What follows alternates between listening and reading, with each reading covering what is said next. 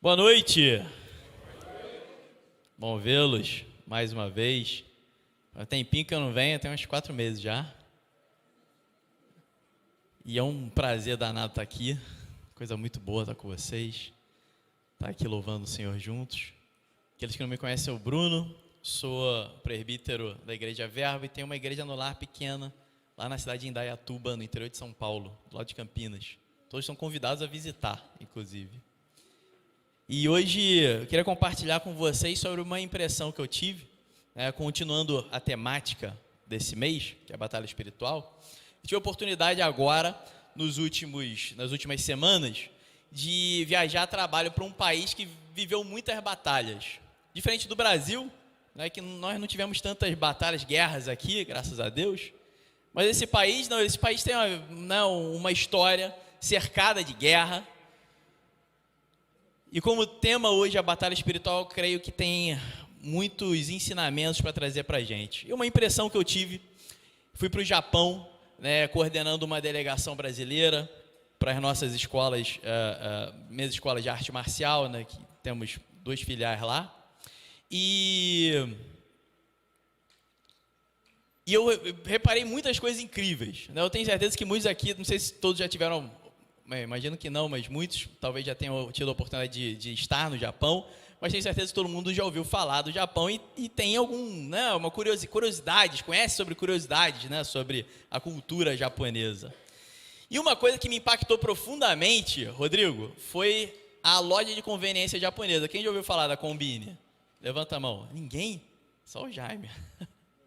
Jaime é chinês, hein, gente? Eu não chamo ele que é japonês, não. A minha esposa já é Nisei, japonesa.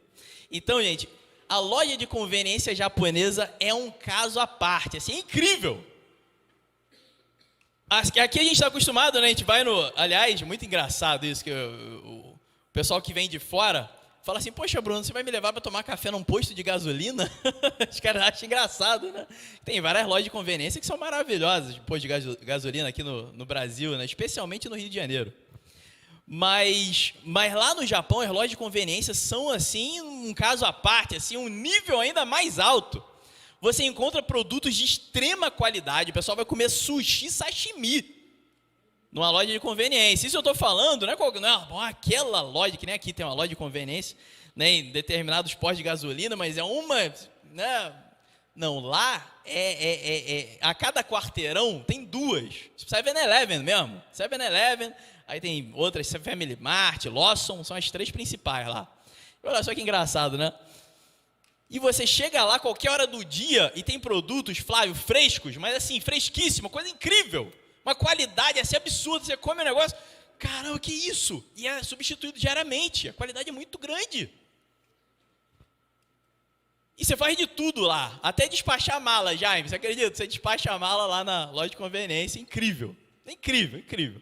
Mas isso, por quê?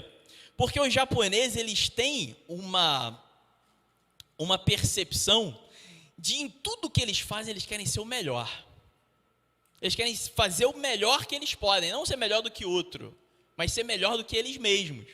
Lá também eu tive a oportunidade, na nossa delegação brasileira, foi recebida com a cerimônia do chá japonesa, que é uma coisa super chique, super fina, E as pessoas que foram servir a gente, assim, tem que ser impecável. Não pode cair uma gotinha fora da tigela de chá que você quer, aí já errou, perdeu a cerimônia, está errada.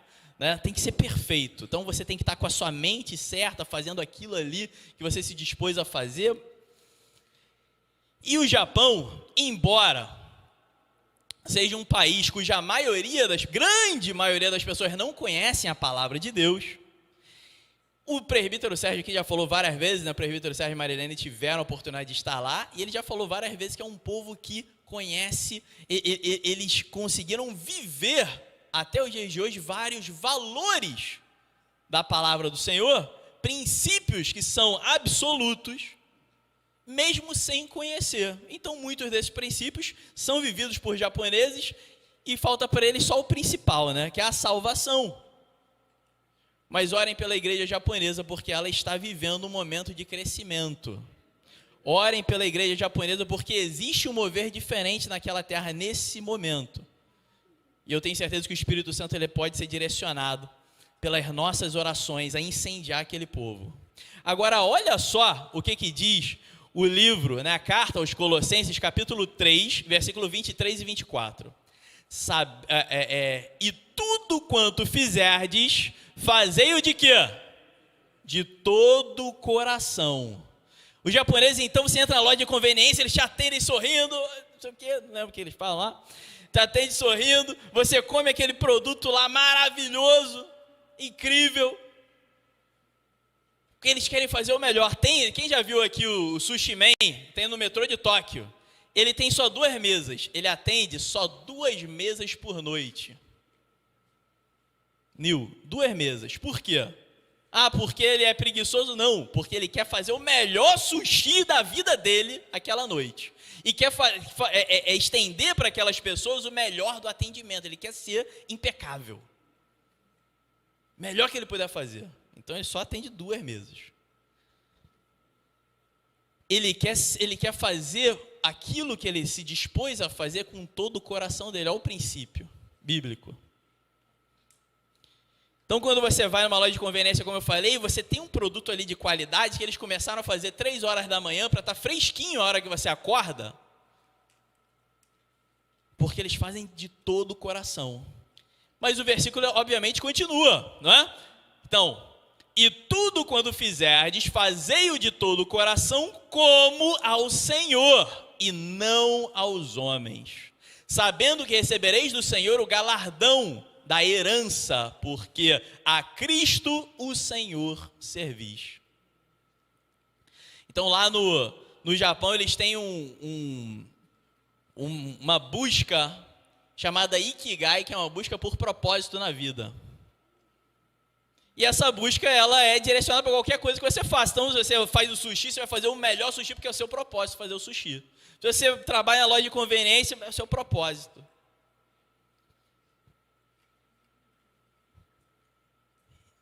Mas dentro da igreja, muitas vezes a gente não se pergunta, a gente passa a vida toda, 10, 20, 30, 40, 50 anos, sem se perguntar qual que é o chamado, o propósito, o sentido da nossa vida. O que Deus tem para nós aqui. Porque, afinal de contas, e aí, meus irmãos, eu contei a parte boa, mas a parte ruim dessa que eu experimentei lá no Japão é um sentimento espiritual de que existe um vazio muito grande. Por quê? Porque o propósito está numa coisa completamente inútil e efêmera. E aquele sentido da vida acaba sendo um sentido extremamente efêmero, que não tem a eternidade. A eternidade pela qual nós somos chamados para trabalhar, amém? Nós somos todos, brasileiros, japoneses, chineses, americanos, somos chamados para viver um propósito, uma vocação, um chamado. E esse chamado não se restringe a fazer algo por fazer, ainda que você seja o melhor, mas fazer algo com o objetivo eterno de expressar a glória de Deus através das nossas vidas, impactar as pessoas e estender o reino de Deus. Esse é o nosso chamado, e cada um tem uma especificidade dentro desse chamado. E você pode fazer isso através da advocacia, você pode fazer isso através da engenharia, você pode fazer isso como um presbítero, você pode fazer isso como um acadêmico, um estudante, um pai, uma mãe, mas com um objetivo muito maior do que simplesmente uma performance. Olha que linda a cerimônia do chá. Não. O objetivo de uma extensão do amor e do poder de Deus naquilo que você se propõe a fazer. Amém? Esse é o chamado dos filhos de Deus. Só que existe uma batalha espiritual contra esse chamado. Meus irmãos, quem sabe, de acordo com o IBGE, quantos cristãos existem no Brasil hoje? Chuta aí. Quem sabe? Fala aí, Flávio. Quanto? 86% dos brasileiros. 86%. Meus irmãos, Aonde que tem tanto cristão assim que eu não estou vendo? Porque eu vou na política, eu quero ver se lá no Congresso tem realmente 86% de cristão. Tem? Porque se tem, meus irmãos, tem alguma coisa errada. Esse não é o evangelho que a gente aprendeu, não é o evangelho que está na Bíblia. Eu quero ver, de acordo com, pegando o cenário econômico brasileiro, eu quero ver, se você ligar a televisão, se a maioria dos programas exaltam a Cristo. Eu quero saber se o jornal que traz notícia para a gente na televisão, se ele fala algo de bom que coaduna com o evangelho. Ou seja, tem alguma coisa de errada. O que está de errado? Nós, homens e mulheres de Deus, não estamos atendendo ao chamado de Cristo. E achamos muito bonitinha essa religião, que legal, mas não atendemos um chamado de transformação. Porque se estivéssemos nós, eu e você, atentos para esse chamado, as coisas seriam diferentes. A mídia seria uma mídia que você confiaria os seus filhos para assistir. Quem tem criança pequena sabe que é um desafio. A política seria tranquilo, seria escolher o melhor, mas nós escolhemos o menos pior.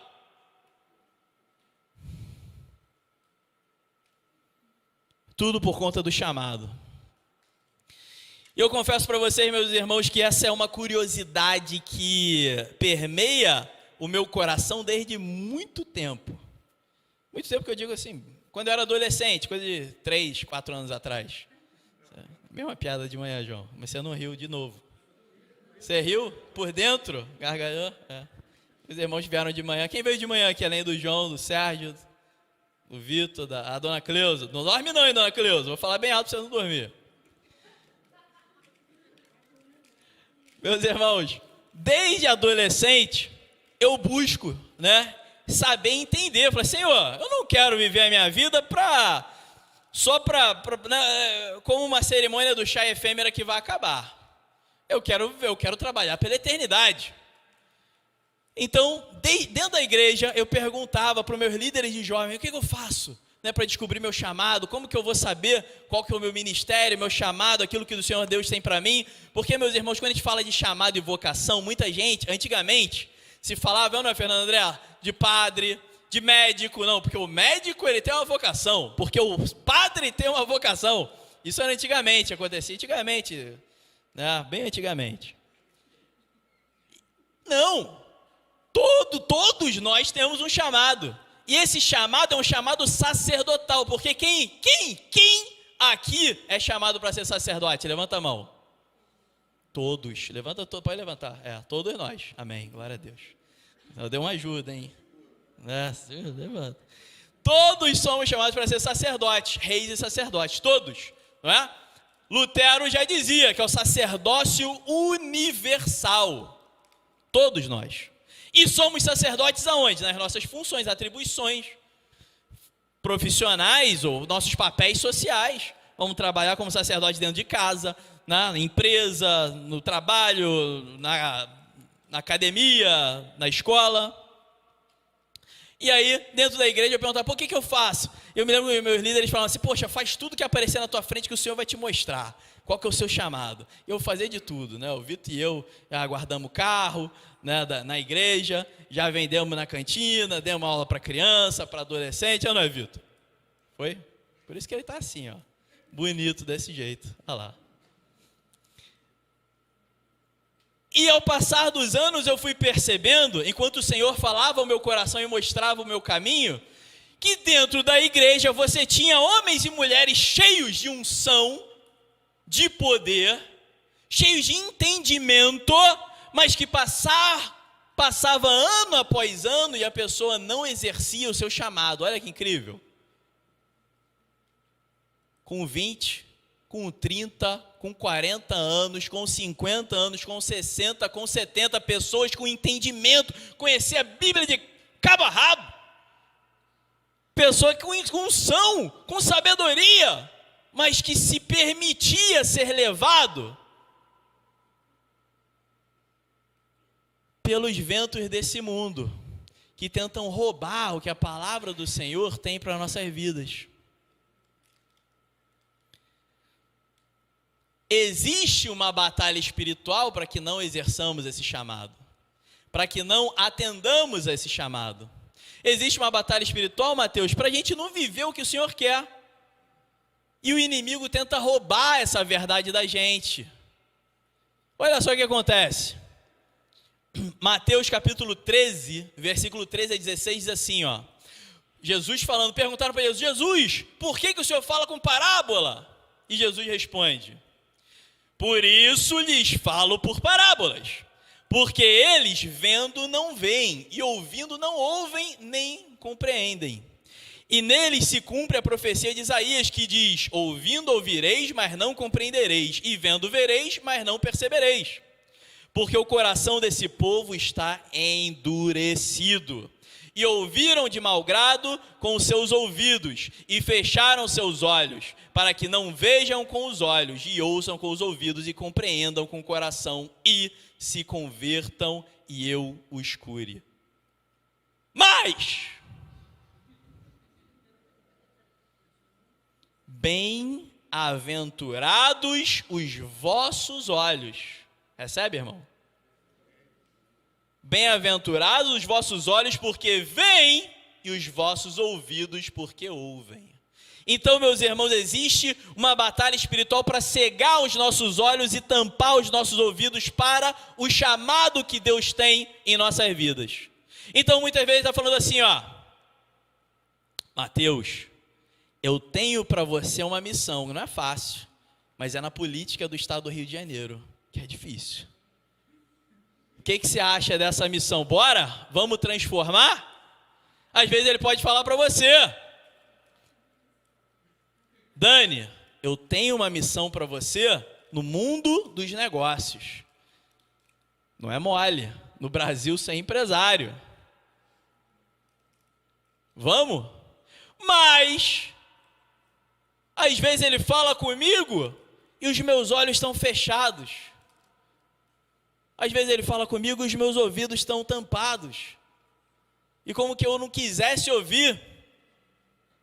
E eu passo às vezes 10, 20, 30 anos sem me direcionar naquele sentido que o Senhor tem aprontado para a minha vida.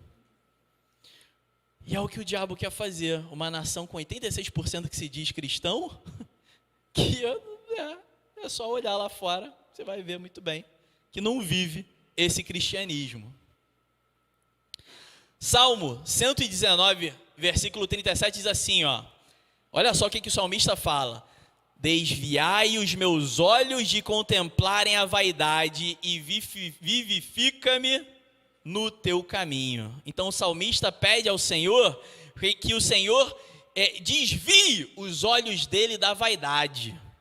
E desviar o olho da vaidade devia ser o que acontecia com ele naquela época, 3.000 anos atrás, quando você abre o Instagram e você fica rolando o feed e você vê vaidade, é inutilidade.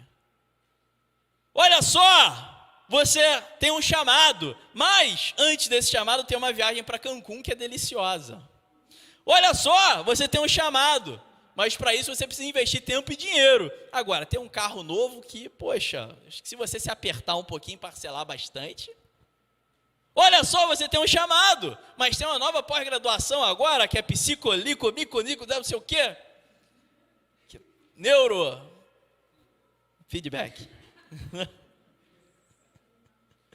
Não, mano. Olha só, gente, os nossos olhos são o tempo todo desviados, ou melhor, o inimigo tenta desviar todo o nosso tempo nessa batalha espiritual, desviar os nossos olhos o tempo todo durante essa batalha espiritual para que a gente não se atente para esse chamado. Só tem um problema nisso tudo, a vida vai passando.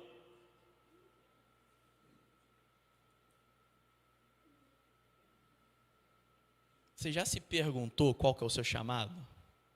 Não precisa responder. Mas se você nunca se perguntou, já passou da hora. Melhor, desculpa, não passou da hora. Essa é a hora. Essa é a hora. E não importa se você está com 10 anos, 20 anos, 30 anos, 40 anos, 50 anos, 60, 70, 80. A hora é agora. A hora é agora para você viver o melhor do Senhor para a tua vida. Porque vocês são bem-aventurados, porque os seus olhos estão abertos e veem, e os seus ouvidos são destampados e ouvem. Amém? Amém? A hora é essa. E a vaidade desse mundo é uma das armadilhas que o diabo, ele joga contra nossas vidas para tentar fazer com que o povo de Deus se cale, o povo de Deus se omita em relação ao chamado de levar o evangelho para toda criatura. Mateus capítulo 6, versículo 25 e 34 é conhecido por todos aqui. Por isso vos digo, não andeis ansiosos, ou melhor, não andeis cuidadosos quanto à vossa vida, pelo que haveis de comer ou pelo que haveis de beber, nem quanto ao vosso corpo, pelo que haveis de vestir. Não é a vida mais do que mantimento e o corpo mais do que vestuário? Olhai para as aves do céu, que nem semeiam nem cegam, nem ajuntam em celeiros, e vosso Pai Celestial as alimenta. Não tendes vós muito mais valor do que elas? E qual de vós poderá, com todos os seus cuidados, acrescentar um côvado à sua estatura? E quanto ao vestuário, por que andais solícitos? Olhai para os lírios do campo, como eles crescem, não trabalham nem fiam. E eu vos digo que nem mesmo Salomão, em toda a sua glória, se vestiu como qualquer deles. Pois, se Deus assim veste a erva do campo, que hoje existe e amanhã é lançada no forno, não vos vestirá muito mais a vós, homem de pouca fé? Não andeis, pois, inquietos, dizendo que comeremos, ou que beberemos, ou com o que nos vestiremos. Porque todas essas coisas os gentios procuram. De certo, vosso Pai Celestial bem sabe que necessitais de todas essas coisas. Mas, buscai o quê? Muito bem, não entendi nada, mas tenho certeza que vocês falaram, né? Cada um do jeito, a coisa certa. Mas buscai primeiro o reino de Deus e a sua justiça, e todas essas coisas vos serão acrescentadas. Mas vivei o seu chamado. Tudo isso vai ser acrescentado. E o que a gente faz nessa batalha espiritual? A gente acaba buscando o que comer, o que beber, o que vestir, o que passear, onde passear, o que fazer, um restaurante muito gostoso para ir, e deixa o buscar e o reino de Deus e a sua justiça quando sobrar um tempinho. É ou não é? Sim ou não? Só comigo. E o nosso chamado? O chamado de extensão do reino, o chamado de viver uma vida expandindo o reino de Deus, transformando, abençoando. O inimigo, ele não quer que a gente viva esse chamado, e isso se manifesta de várias maneiras. Você vai ler a Bíblia, te dá sono. Você se dispõe a ir na igreja, está conversando de manhã com os irmãos. Não, vou na igreja agora. Não, mas aí te ligam. Não, mas tem jogo do Flamengo. Tá tendo jogo do Flamengo hoje? Não? Tá? Mas então vai ganhar em nome de Jesus. Vitorioso. Tá repreendido nada. Ele falou, tá repreendido. É absurdo. Meus irmãos, tudo acontece, ou não é? Vou na igreja, não. Aí, mas hoje não deu. Ih, Bruno, não consegui ir. Você não sabe o que aconteceu. Quem já ouviu isso? Mas veja bem. Veja bem, quando fala veja bem. Ih, não, é que eu fui no aniversário da filha, do chefe, do pai da minha namorada. Já escutei essa. Eu fui no aniversário da filha, do chefe, do pai da minha namorada. Pô, irmão, esse não quer mesmo, né? Tudo acontece para te tirar do caminho que o Senhor preparou, é ou não é? Mas não vocês. Não. Porque vocês são bem-aventurados, amém? São mais felizes, porque os seus olhos estão abertos, seus ouvidos são destampados, amém? Amém. Deus tem um chamado para você. Efésios capítulo 1, versículo 17 e 18, eu estou falando de chamado, mas que chamado é esse, né, Bruno? Pô, Bruno. Efésios capítulo 1, versículo 17 e 18. Para que o Deus de nosso Senhor Jesus Cristo, Pai da glória, vos dê em seu conhecimento o espírito de sabedoria e de revelação. Para entender esse chamado, você precisa ter o espírito de sabedoria e de revelação. Como eu já falei, pessoas estão anos na igreja muitas vezes, mas não tiveram a revelação desse chamado. Eu declaro sobre a vida de cada um aqui essa revelação. É algo que vem diretamente de Deus, para a sua e para a minha vida. Vou repetir o 17 para entrar no 18, versículo 17. Para que o Deus de nosso Senhor Jesus Cristo, Pai da glória, vos dê em seu conhecimento espírito de sabedoria e de revelação, tendo iluminados os olhos do vosso entendimento, para que saibais qual seja a esperança do seu chamado, da sua vocação, e quais as riquezas da glória da sua herança nos santos. Você tem um chamado, você tem uma vocação, e esse chamado do Senhor, ele tem a função de, através da tua vida, impactar a sua nação começando por você, pela sua transformação pessoal, pela transformação daqueles que estão ao teu redor, da tua cidade, do teu estado, do teu país. Essa é a sua vocação. Então, sua vocação não era virar padre, não é simplesmente ser médico, mas é viver uma vida em que você aproveita as riquezas da glória da sua herança. Uma herança que não é prata e ouro, mas uma herança que é efêmera, como a cerimônia do chá. Mas uma herança de uma paz que transcende todo entendimento, de um amor que lança fora todo medo, de uma unção e de poder para curar os enfermos e limpar os leprosos e libertar os cativos. Amém? Esse é o seu chamado. Esse é o chamado que o Senhor tem para a sua vida. E Ele vai fazer diferente contigo do que Ele faz comigo. Ele vai te levar a exercer esse chamado, muitas vezes através da sua profissão. E sem dúvida a sua profissão de alguma forma está relacionada com isso. Ele vai te ajudar a exercer esse chamado dentro da sua casa, com seus filhos, com seu esposo, com a sua esposa, com seus pais. Ele vai te ajudar a exercer esse chamado na sua escola, na sua universidade, de formas diferentes. Não feche os seus olhos para esse chamado, porque aonde você vai viver a verdadeira riqueza dessa vida, uma riqueza que não se vai como o chá,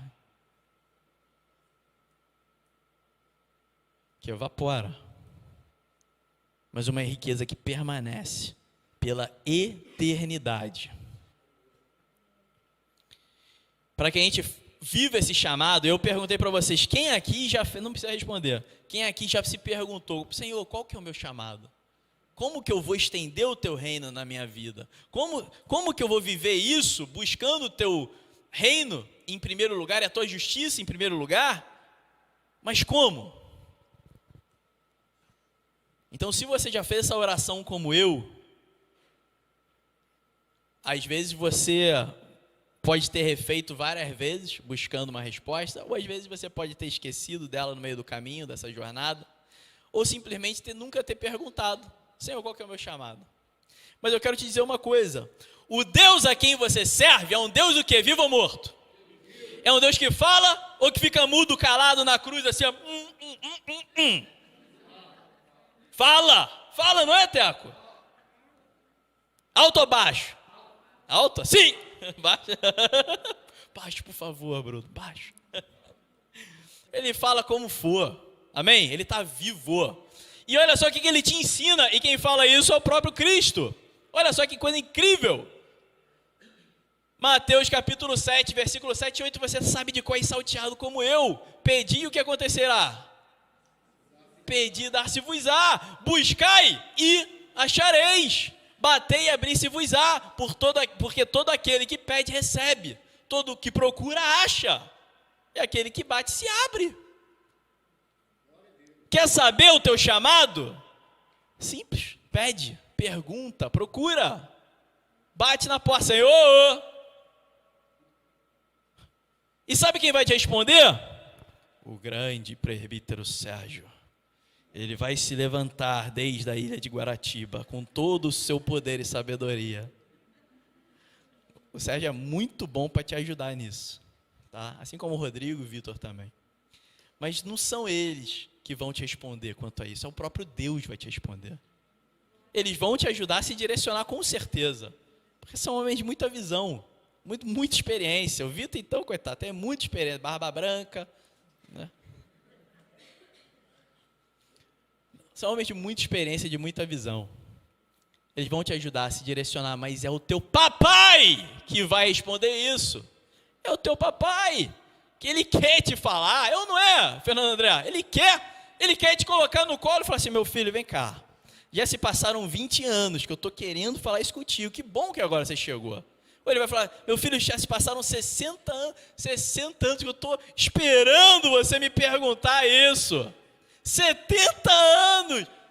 Mas que bom, com 80 anos você chegou e me perguntou, porque agora você vai viver o melhor para a sua vida, oh Deus. Agora, é agora, não é ontem. O melhor de Deus para a tua vida é hoje. E ele vem sem dúvida através do seu chamado. E olha só, ele não vai só te dizer que chamado é esse, mas ele vai te capacitar para viver esse chamado. Diz o Salmo 144, 1: Bendito seja o Senhor, minha rocha, que ensina as minhas mãos para a peleja e os meus dedos para a guerra. Ele vai te ensinar a viver de acordo com esse chamado, a agir na área política, na economia, na mídia, nas artes do entretenimento, vai te ajudar a agir nos esportes, na educação, de acordo com a família, dentro da igreja. Esse é o teu Deus, não vai te deixar desamparado não, pelo contrário. Mateus capítulo 7, versículo 21, diz assim: Nem todo que me diz, Senhor, Senhor, entrará no reino dos céus, mas aquele que faz a vontade de meu Pai, que está nos céus.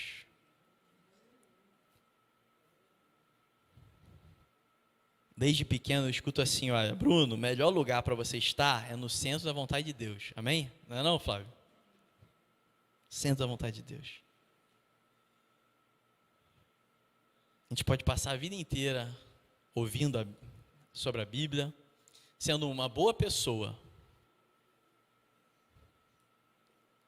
mas não é isso que garante a nossa entrada no reino dos céus. É fazer a vontade daquele que nos chamou,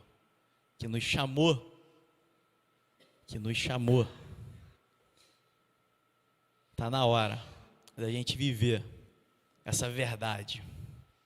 O seu chamado, ele pode ser para dentro da igreja, você pode ter um chamado como presbítero, você pode ter um chamado para fora da igreja, como eu falei, como empresário, como político, mas é um chamado de Deus. E eu quero te convidar a caminhar nessa direção.